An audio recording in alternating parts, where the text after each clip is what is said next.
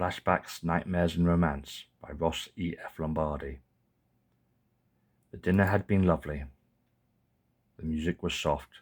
The kissing was eager. The passionate hunger in both of them rising over as the glorious sun was setting over the northern grey ocean. As a hand clawed beneath his shirt in her heated fuel desire, stop. She suddenly froze and felt cold.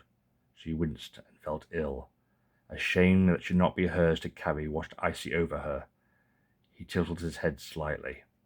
Flashbacks? He asked quietly. She nodded and melted into his arms. He shifted and angled his hips in his seat slightly from her. Sorry, she whispered. He said nothing but stroked her hair and pulled her in so very gently, and she knew she was safe. The sex may have been killed for tonight, but there were no demands from him here, only love. The bed had been lovely, the night was soft, the mattress was comfortable, the relaxed breathing of them settled over the room, just as the crescent moon was setting over the northern purple moors. As his soul reached beneath his mind in restful slumber, stop. He sat bolt upright and felt a murderous rage. He winced and felt ill, as a shame that should not be his to carry scalded hot over him. She stirred from her sleep. Nightmares? She asked quietly. He nodded and looked away from her. She gently kept her distance to avoid his body memory violence. Sorry, he whispered.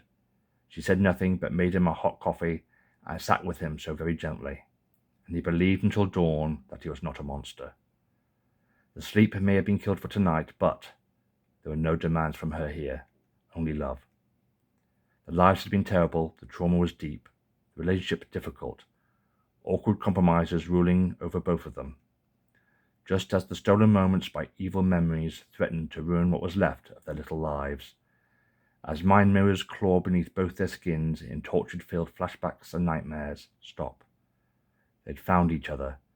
They would always have scars, as burdens that should not be theirs to carry dragged them down toward hell.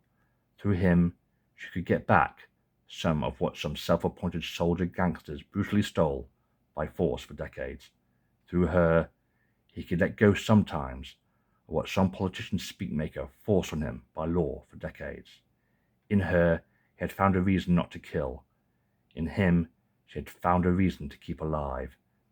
And she knew that decent sleep was a need, but romance and knowing you were loved was worth this sacrifice. He knew that sex was not a need, but romance and knowing that you were loved was.